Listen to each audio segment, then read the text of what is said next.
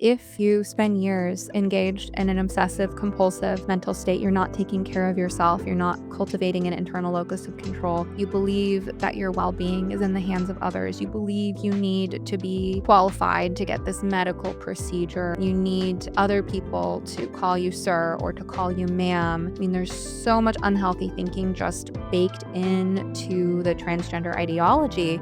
These are youth who have already been practicing some really bad mental hygiene habits. And unfortunately, being denied services isn't necessarily just going to be that wake-up call for all of them, that I can be happy now, I can find a way to get comfortable in my own skin, I can do things that are good for me, even if I never get the thing that I think I wanted. There's a fundamental problem with how they're thinking in the first place that makes it difficult to adapt that positive mentality where what can I do today to make my life just 1% better?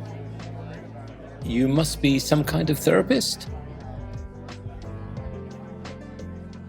For today's episode, I'm bringing you something different. There's been a lot of talk on the gender critical side of the internet about this new Finnish study showing worsening psychiatric outcomes for youth who went through gender transition services. No big surprise to anyone who's been following the evidence or using common sense for any period of time. A lot of people more qualified to comment than someone like me who's not a medical doctor have already done so, and I'm thankful for all the work that they're putting into researching and speaking about this. That being said, I did analyze the study, and I started working on something when it first came out, only to be kind of paused and derailed by more urgent projects. However, there's a lot of work that I put into illuminating some aspects of this Finnish study that you might not know about. And also putting my own kind of spin on things because where I specialize is the psychological aspect of things. And there's a couple interesting points I wanted to make, not just on what the study says, but what I would speculate that certain things might mean.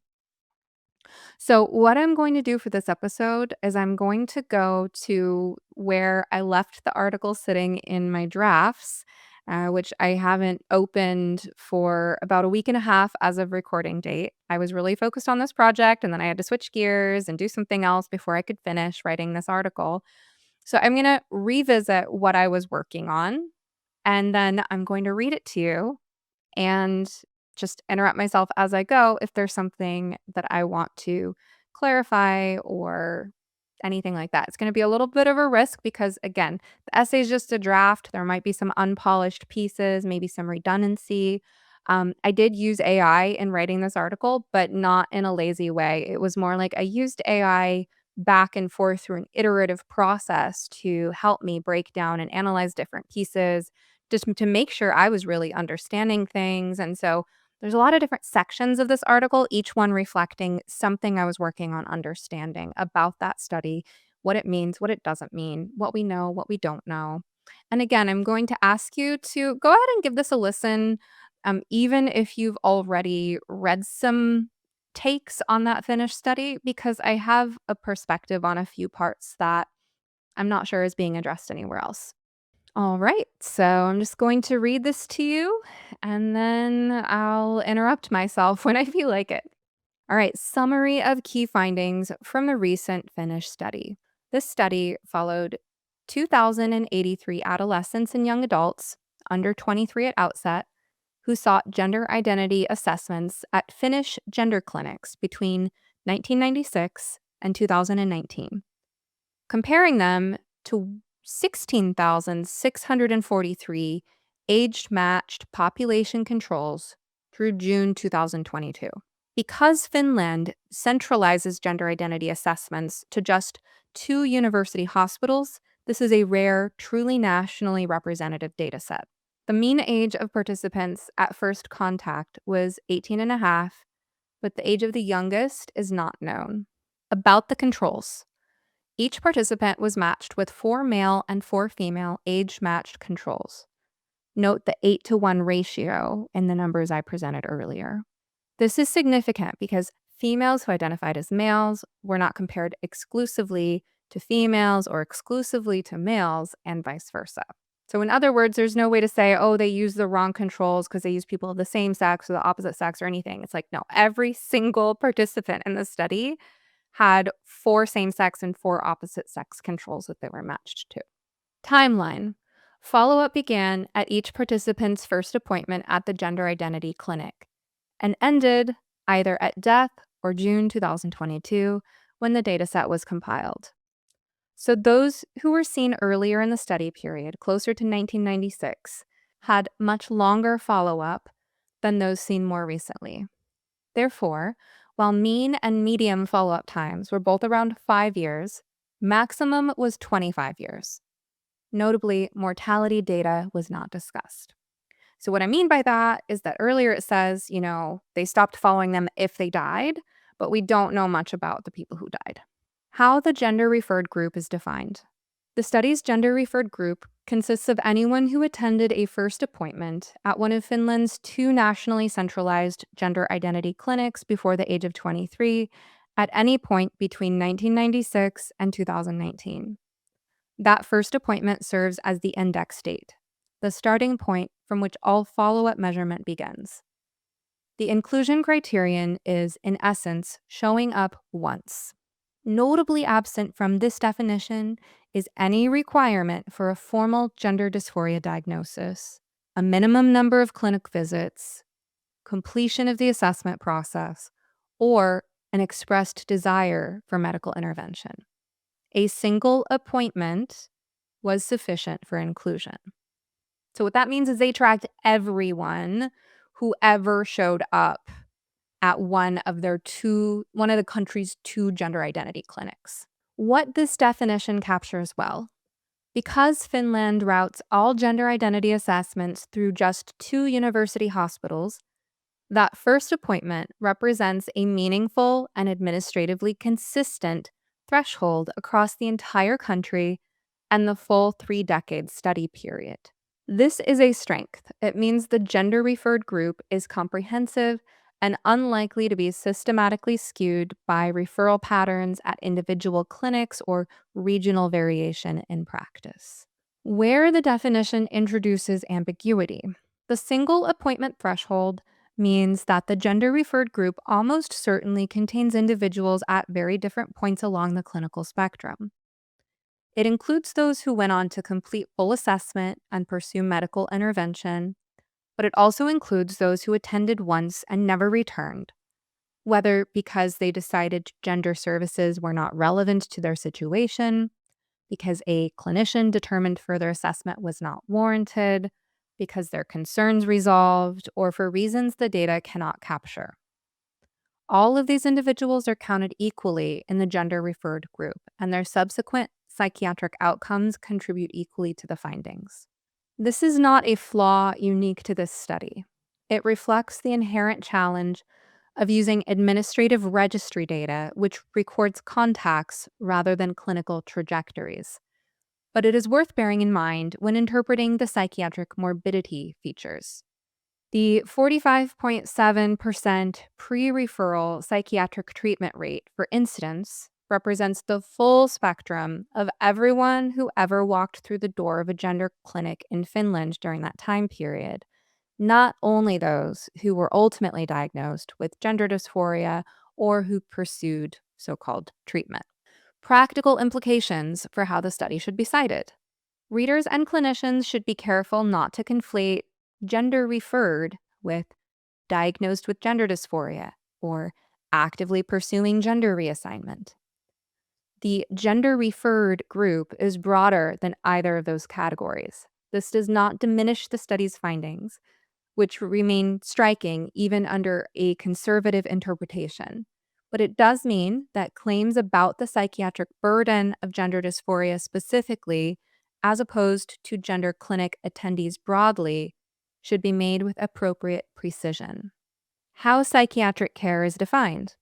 The study specifically tracked contacts with specialist-level psychiatric services drawn from Finland's mandatory National Health Registry. This is a high bar. In Finland, specialist psychiatric care is only accessible via accepted referral and indicates severe mental disorder, not everyday anxiety or garden variety depression. Primary care visits, generalist therapy, and psychiatric medication alone did not count. The Finnish school system also routinely screens all students for mental health concerns, reducing the likelihood that problems went undetected in either group. This means the findings almost certainly underestimate the full psychiatric burden. Subclinical distress, therapy with non specialist counselors, and undiagnosed struggles wouldn't appear in these numbers at all. Furthermore, it's worth noting that the psychiatric morbidity outcomes were defined as treatment needs occurring 2 or more years after the initial referral, meaning the study allowed some runway for medical interventions to take effect before measuring outcomes. The finding that psychiatric needs increased rather than stabilized or declined is therefore harder to dismiss as simply reflecting the adjustment period around treatment. If this finding reveals anything, it's where these youth end up after the honeymoon phase is over. How medical gender reassignment is defined in this study and what that means for interpreting the data. This study defines medical gender reassignment as having undergone one or more of the following: masculinizing or feminizing hormone treatment, chest masculinization, mastectomy, or genital surgery, vaginoplasty, phalloplasty, or metoidioplasty. By this definition, 38.2% of the gender-referred group, which is 796 out of 2,083 individuals, were classified as having undergone medical gender reassignment. Okay, so let's break that down one more time. We're talking about testosterone, estrogen, which is usually used in combination with an androgen blocker such as spironolactone, sometimes used with something like progesterone. So that's testosterone is what they call masculinizing treatment. Estrogen with spironolactone, progesterone, whatever combination, that's what they mean by feminizing treatment. I don't like the word treatment, but it's like the technical term. Chest masculinization. Okay, that's a radical elective double mastectomy. You have to decode these things, right? But you're going to find out more about what's not included in this category as we keep going. So at first, that number, that 38.2% number, appears hopeful, as it would seem to indicate that 6 out of 10 patients presenting with gender issues did not proceed with medicalization. But we will get into some nuances later that muddle the picture a bit. For now, let me caution you not to succumb to the temptation to interpret this as over 60% of youth with gender dysphoria desisted. That's not exactly what the data says. How each type was tracked. Hormonal treatment was identified through Finland's National Prescription Registry, specifically by the purchase of masculinizing or feminizing hormones under a special reimbursement code. This code is only available to individuals who have been diagnosed with F64.0, the ICD-10 code for transsexualism, at one of Finland's 2 nationally centralized gender clinics, and only after hormone use has continued for at least 1 year. Surgical gender reassignment was tracked through the Care Register for Healthcare, which documents all specialist healthcare visits, including procedures. What this definition captures well. Because Finland centralizes gender identity assessment to just 2 university hospitals, and because the reimbursement code system creates a clear administrative trail, the study captures medicalization through official channels with a high degree of completeness. For the time period studied, this likely represented the large majority of gender-related medical treatment among Finnish youth. What this definition may miss: several categories of medical intervention would not be captured by this methodology, and readers should bear these in mind when interpreting the 38.2% figure. Okay, so this is what I mentioned earlier, right? Here's what is not counted. So short-term or discontinued hormone use. The 1-year threshold for the reimbursement code means that adolescents who began hormone treatment but discontinued before reaching the 1-year mark for any reason would not be counted as having undergone hormonal gender reassignment. Their experiences and outcomes are absorbed into the non-gender reassignment group without distinction.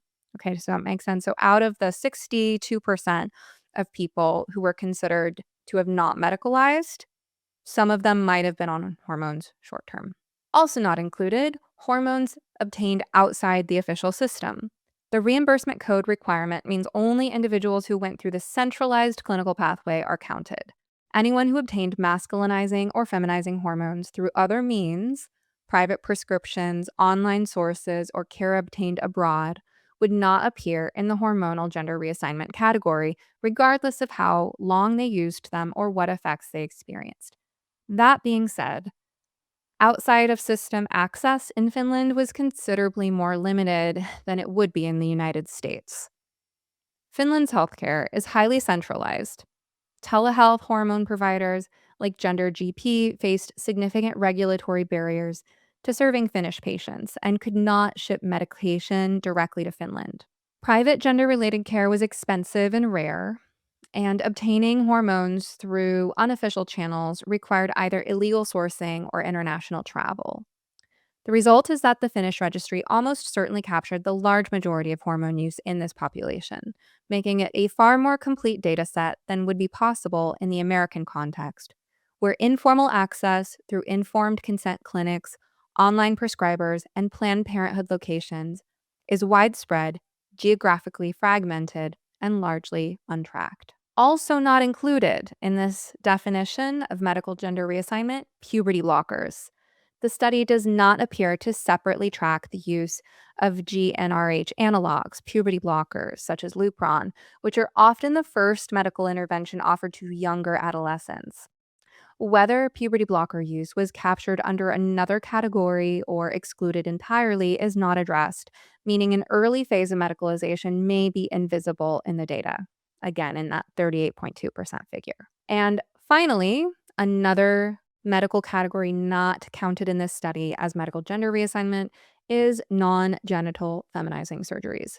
So this surgery category captures genital surgeries and radical double mastectomies, but does not appear to include other surgical interventions sometimes pursued by males, such as facial feminization surgery or breast implants or tracheal shave, which would typically occur outside of the centralized hospital system.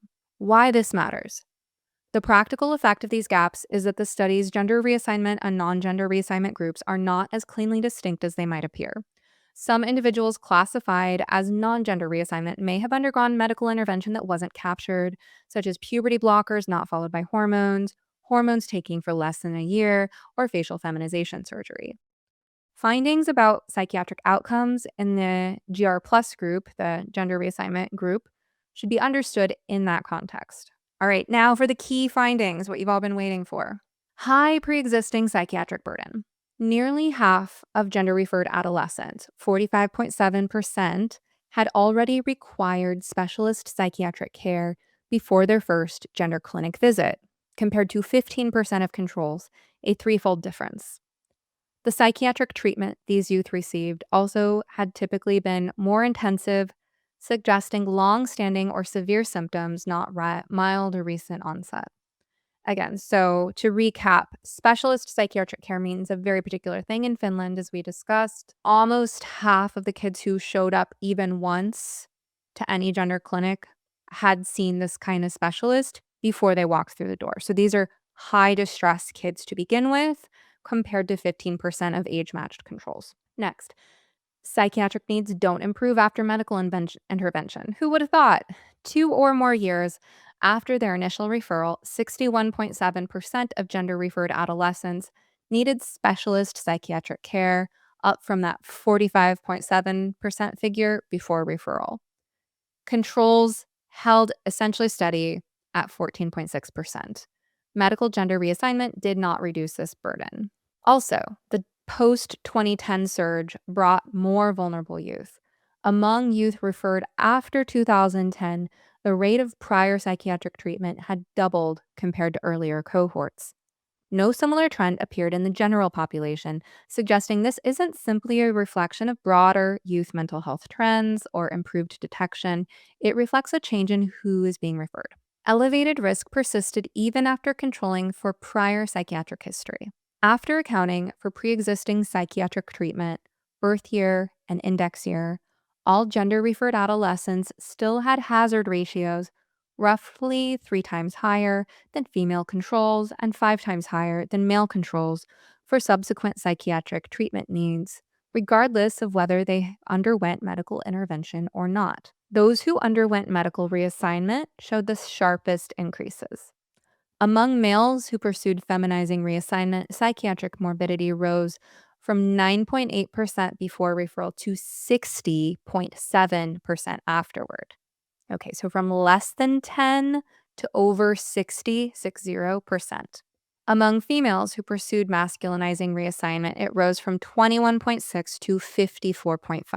But we're going to get into some caveats on those numbers in a little bit, so keep listening. The authors note that estrogen has known associations with depressive symptoms, which may partly explain the feminizing group's trajectory, but psychiatric needs increased markedly in the masculinizing group as well. The next section explains some important context informing those last 2 points. Psychiatric outcomes after medical intervention, what the data show, and why context is essential. Before examining how the medicalizing and non-medicalizing groups fared psychiatrically, it is essential to understand something about how Finland's gender clinics operated during this study period because it changes how the numbers should be read. In Finland, severe psychiatric illness was treated as a clinical contraindication for proceeding with medical gender reassignment. In other words, adolescents who were already struggling significantly with mental health were less likely to be approved for hormones or surgery. Assessment was centralized, gate-kept, and intended to screen out those for whom medical intervention was deemed inappropriate or premature. This stands in sharp contrast to the so-called informed consent model that has become increasingly common in the United States and other Western English-speaking countries, in which patients can access hormones often without extensive psychiatric evaluation, simply by declaring their gender identity and consenting to treatment. Under so-called informed consent, there is no formal psychiatric threshold that must be cleared before medicalization proceeds. Whether that consent is truly informed is a subject for another time. This distinction matters enormously for interpreting the Finnish data, as it means the two groups in this study, those who medicalized and those who did not, were not randomly assigned. They were sorted, at least in part, by psychiatric severity. The sickest kids were disproportionately kept out of the medicalizing group. What the raw numbers show. With that context established, here is what the data actually found. Among those who did not proceed to medical intervention, psychiatric treatment rates were already high before referral and remained high afterward. Males seeking so-called feminizing treatment who did not medicalize, 53.1% had needed psychiatric care before referral and 59.7% needed it afterward. For females seeking masculinizing treatment who did not medicalize, 65.0% before and 67.2% afterward. Among those who did proceed to medical intervention, the starting point looked very different, but the end point did not. Those who underwent feminizing treatment, so males, only 9.8% had needed psychiatric care before referral, rising to 60.7% afterward, a more than six-fold increase. Those who underwent masculinizing medical treatment, so females, 21.6% before referral, rising to 54.5% afterward, roughly a 2.5-fold increase. In other words, in this Finnish study, the medicalizing group started out as the psychiatrically healthiest subset of gender-referred youth, for reasons we discussed earlier. This makes sense given that Finland was actively screening out those with severe mental illness. Again, this is different from what's happening in the United States, Canada, Australia, the UK, and all the other countries people contact me for help from. And yet, by follow-up, these youth's psychiatric treatment rates had risen dramatically to land at roughly the same level as the group that had been considered too psychiatrically unwell to medicalize in the first place. Why this is the more important finding? It would be tempting to look at the non-medicalizing group's higher absolute numbers and conclude that those who didn't get treatment fared worse. But that interpretation gets causality backwards. Those kids were sicker to begin with. The more meaningful observation is what happened to the group that cleared the psychiatric bar and proceeded with medical intervention. Their psychiatric needs increased sharply and converged toward the same elevated rates seen across the gender-referred population broadly. When the researchers ran statistical models that controlled for pre-existing psychiatric history, essentially asking what happens when you mathematically level the playing field between the groups. The elevated risk of subsequent psychiatric treatment was similar across all gender referred adolescents, regardless of whether they had medicalized or not. All groups ended up with psychiatric treatment needs roughly 3 times higher than the average girl their age and 5 times higher than the average boy their age. How we might interpret the data on gate-kept patients. The Untested Hypothesis. Pausing to bring you a mini article within an article. What's my subtitle of this section? Okay, so here I'm going to explain a little something. This is where I kind of interrupt my own data analysis, which I'm doing. Again, I'm not a doctor, I'm not a researcher. I'm feeding stuff into AI, asking it questions, making sure that I understand what the study says, what we can take from that, what we can't take from that. That's how I wrote everything that came before. Right now, I'm taking a little break in the middle of all of that to say, let me talk about what is in my wheelhouse. Okay, so that's where we're about to go, is a little bit more into the psychology. And this is where I'm speculating. This is not in the study. This is me speculating about what the study means. I feel the need to stop and point out something here, because while most of this article has simply focused on breaking down the data, every now and then the data points to a psychological phenomenon I want to explain. This is where we enter what's truly my wheelhouse.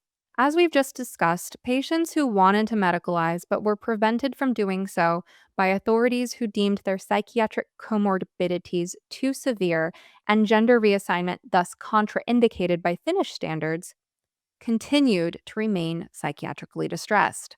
Their levels of distress rose slightly, but not nearly as dramatically as those who began from a milder baseline, proceeded to medicalize, and then got significantly worse. None of this is surprising. Here's an important psychological consideration to bear in mind when thinking of this cohort. They're trapped by what I often refer to as an untested hypothesis. A kid holds a belief, I feel terrible now, but it's because I'm trans. I'll feel better when I medicalize. I just need the system to cooperate. This belief reflects an external locus of control. Their happiness is in the hands of others. This kid has no way of knowing from personal experience whether or not their prediction is true. Think of it this way. As a mature adult, when you're grumpy, you might reasonably predict that you'll feel better after any of these things: a shower, a workout, a meal, a good night's sleep, a walk with your dog, a vent with your best friend, a hug from your spouse, a weekend at the lake cabin, a hot cocoa. Why? Because you've re-regulated yourself with each of these activities countless times. You know yourself and you know how to take care of yourself. You've been through these cycles before. Now, contrast that practical wisdom with the experience of an immature teenager or 20-something who's not done much self-care for years. They stay up until 2 a.m. on Reddit and Roblox. They forget to hydrate. Their diet is garbage. The only exercise they get is from walking from one class to the next. All of their so-called friends are online. You get the picture. This isn't every trans kid, but it's a lot of them. This kid's parents regularly preach the virtues of a balanced lifestyle and try to get them involved in more constructive activities, but they've learned to pick their battles. And here's the thing to keep in mind about this kid's mental state. They don't want to believe that the key to feeling less anxious and depressed could really be found in basic normie stuff like sleep hygiene, proper nutrition, and gratitude journaling. If they could simply do all these things and be happier, then their ego-syntonic gender distress might start to lose its grip. This kid has really thought themselves into a trap. Through obsessive-compulsive feedback loops, they've created a self-fulfilling prophecy. They believe so strongly that they will be miserable until they transition that they've made it practically true for all intents and purposes. And the solution, the way out, is an irreversible medical procedure performed by an active third party on a passive version of themselves who only needs to allow the treatment to magically do the work on them. This is what I mean by the untested hypothesis.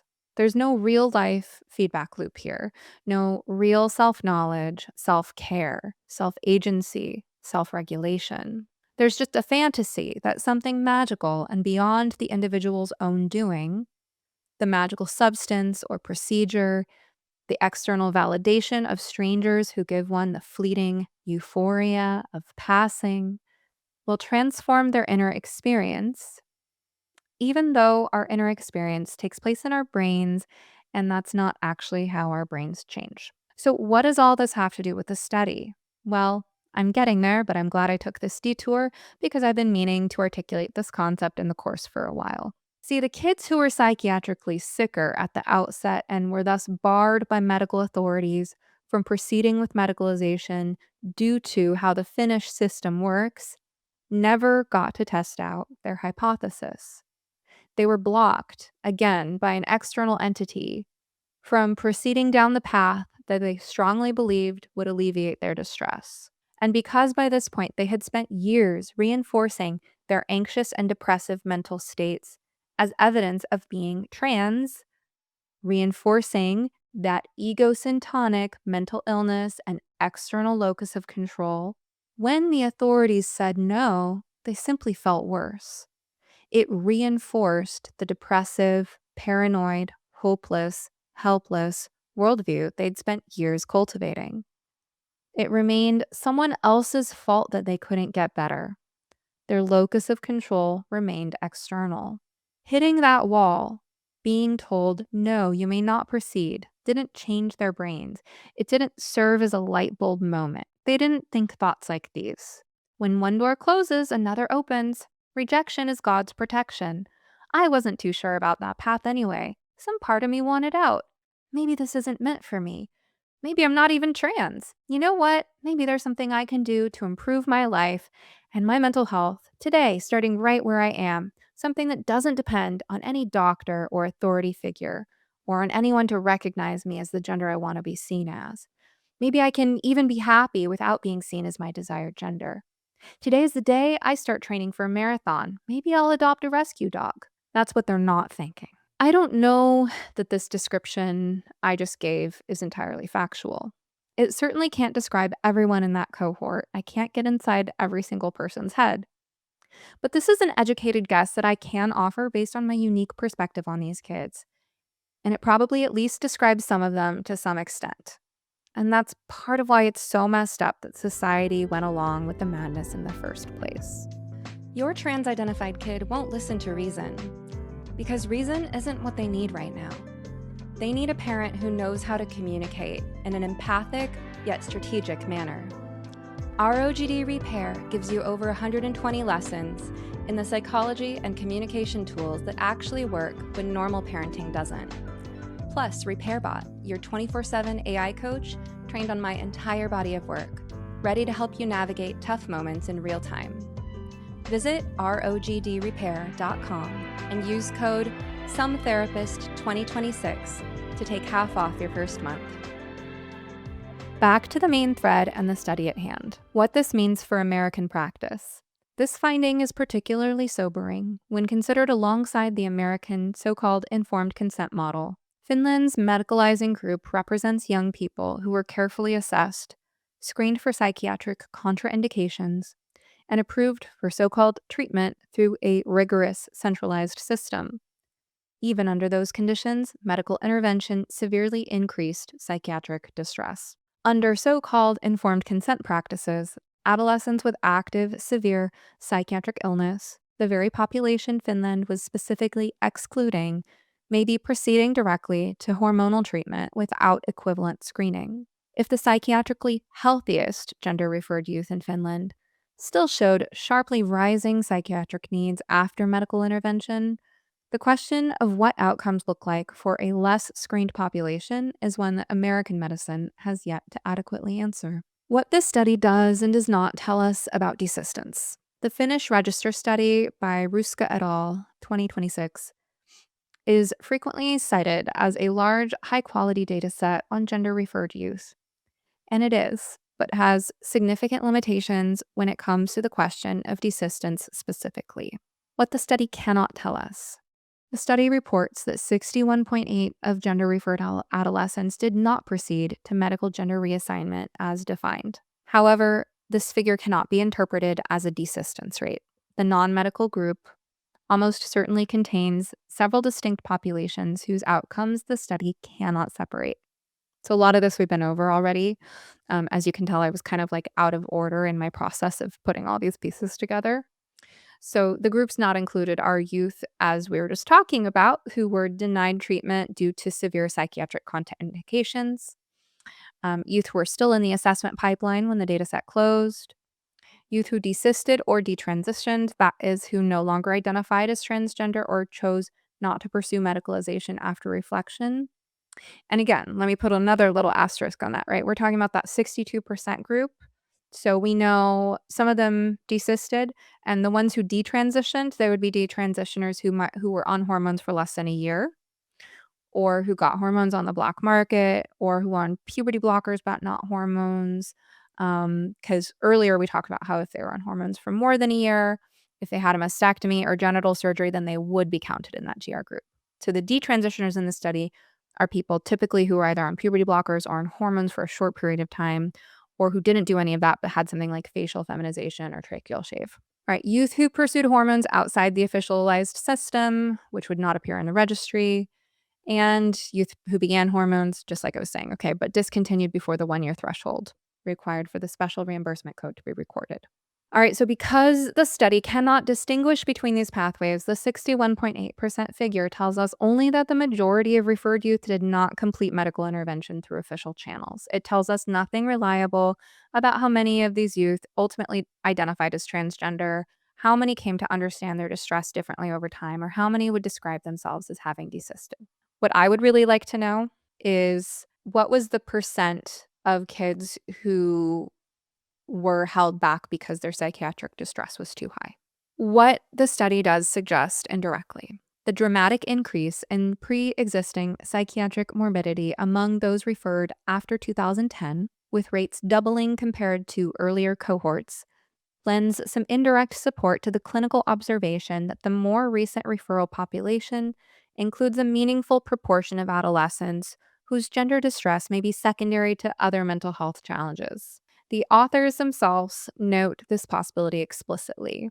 If that is the case, a higher rate of non medicalization in the post 2010 cohort might partly reflect clinical gatekeeping, or it might reflect youth who, once their underlying mental health needs were addressed, no longer experienced or identified with gender dysphoria.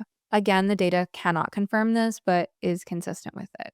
This study is not a desistance study and should not be cited as one. Robust conclusions about desistance rates in this population would require longitudinal data tracking gender identity over time, not just treatment uptake, along with information about why individuals did or did not proceed with medicalization.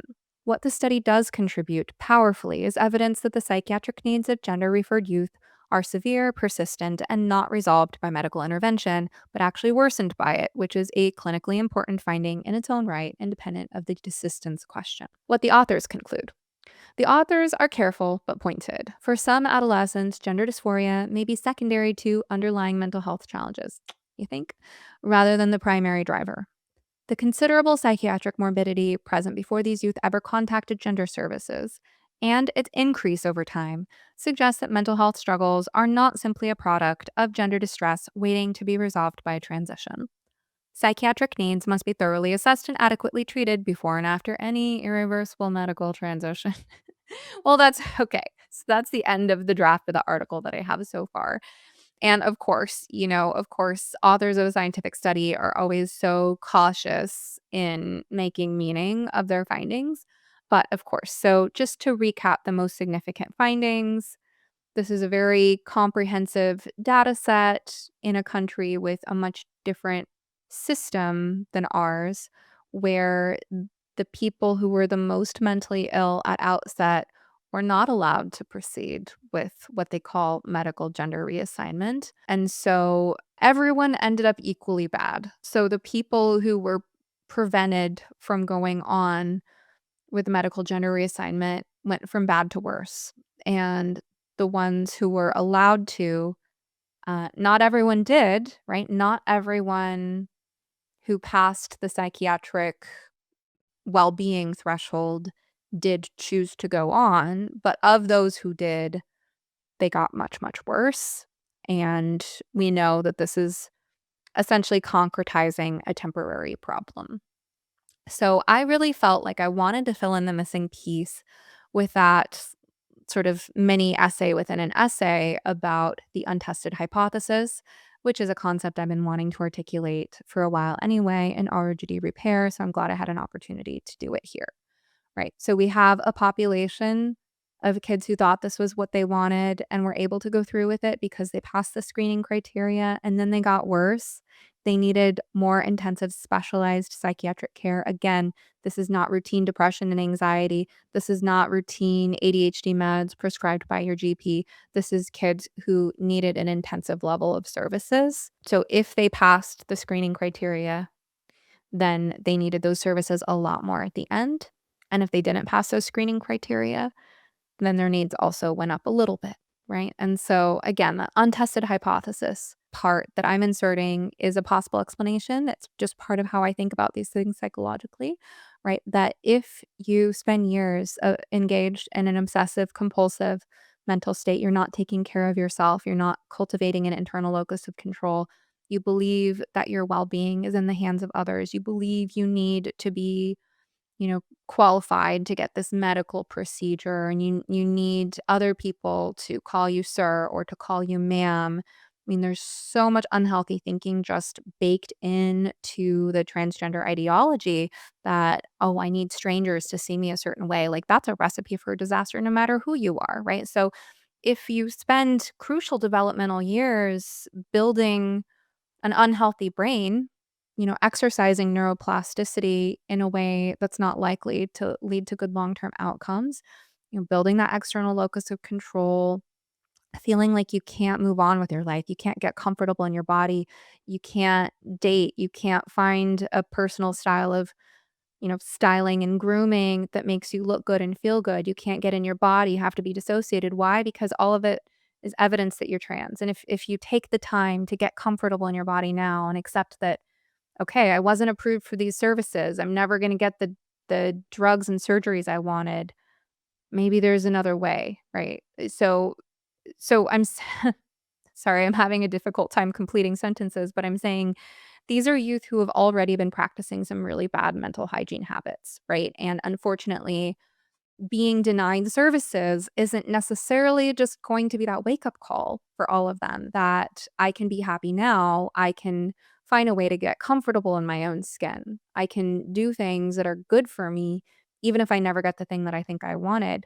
There's a fundamental problem with how they're thinking in the first place that makes it difficult to adapt that positive mentality where what can I do today to make my life just 1% better? But it's the young people with the mentality of what can I do today to make my life a little bit better? What can I do to get comfortable where I am, even while working towards something bigger and better in the future? Those are the youth who are most likely to succeed mentally, physically, spiritually, financially, right? So this is what is so psychologically abusive about the ideology in the first place, is that it reinforces people's external locus of control.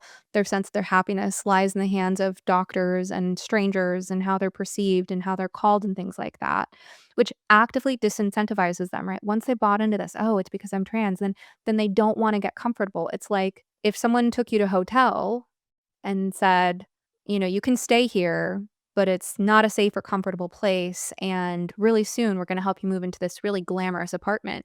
Well, you wouldn't even unpack your bags, right? If they told you this hotel is unsafe and filled with cockroaches and rowdy neighbors, you'd probably be hypervigilant. You wouldn't be sleeping very well.